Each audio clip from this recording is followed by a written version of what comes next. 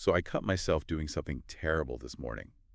I looked down at my hands while I was typing, which is a total rookie mistake if you want to keep any kind of speed. Oh, absolutely. That is instant death to your muscle memory. Right. And I realized my pinky finger is just doing way too much work. I mean, I'm not exactly hunting and pecking like my grandpa used to, but it's absolute chaos down there on the keyboard. Yeah, it really is. It's funny because we treat typing like this totally natural bodily function now, but we are essentially forcing our biology to conform to a machine that has existed for a century. Exactly. And that is what we are unpacking in today's deep dive. We are navigating the AI age of 2026 using an interface that was designed for Victorian-era mechanical levers. Yeah, the QWERTY layout. It is arguably the most successful and honestly maybe the most stubborn piece of design in human history. It really is. So our mission today is to figure out how a patch for a 19th century engineering problem became the global standard for digital communication. But before we get into the mechanical history, we should look at the efficiency of the future. Right, because this deep dive is sponsored by Embersilk. If you are looking to harness the power of AI training or automation or software development, you really need to check them out. Yeah, whether it's integrating new tech or just uncovering where agents can make the biggest impact in your business or your personal life, just head over to embersilk.com. They are doing incredible work to help you move beyond those 19th century workflows we're talking about today. So true. So let's actually go back to those workflows. Christopher Latham Sholes in the 1870s. Right, the father of the typewriter. Yeah. Now, I know the popular cocktail party fact is that Sholes designed QWERTY to intentionally slow typists down, like they were too fast for the machine. Oh, the jamming myth. Yeah. But looking at the actual patent history, that's just a total myth, right? It is a complete myth. The goal was actually speed.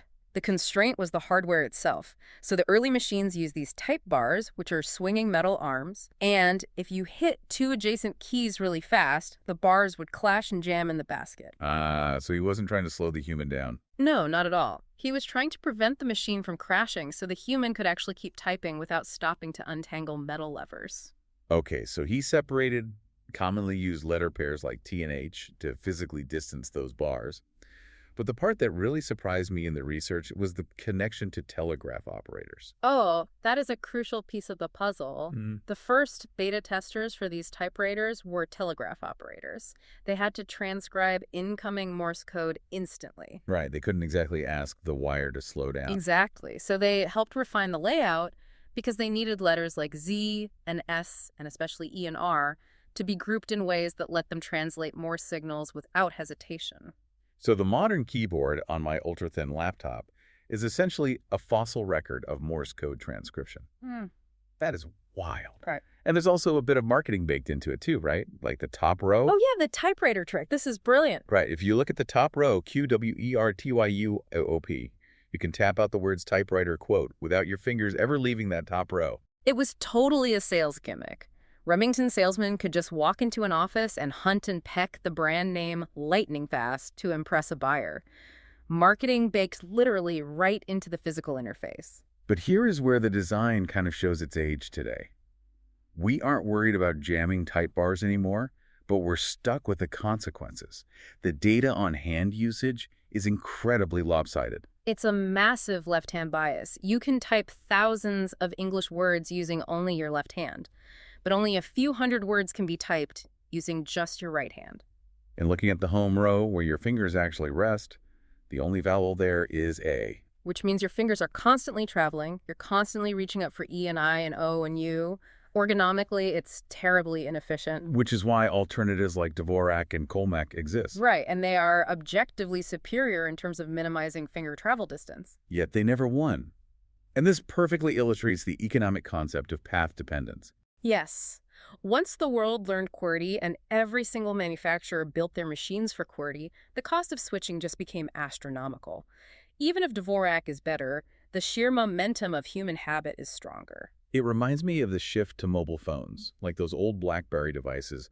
They literally just shrunk this 1870s layout onto a tiny plastic chip for your thumbs. The half QWERTY designs, it proves just how incredibly adaptable we are. We took a layout designed for 10 fingers and mechanical arms, and we just successfully remapped our brains to use it with 2 thumbs on a piece of glass. I think that's the real takeaway here. It's actually a deeply optimistic story about standardization and human cooperation. I completely agree. It shows that humanity can coalesce around a universal standard. We took a clunky mechanical solution from Wisconsin in the 1800s and used it to unite the entire world in the digital age. Yeah, the fact that we all agreed on one way to type allowed the information revolution to happen so much faster. It proves we can build universal tools that withstand the test of time, even if they aren't perfect right out of the gate. It's all about utility and connection, not just raw mathematical efficiency. So here is a thought to leave you with today. If we were inventing a text interface right now from scratch, specifically for neural links or spatial computing, would it look anything like QWERTY?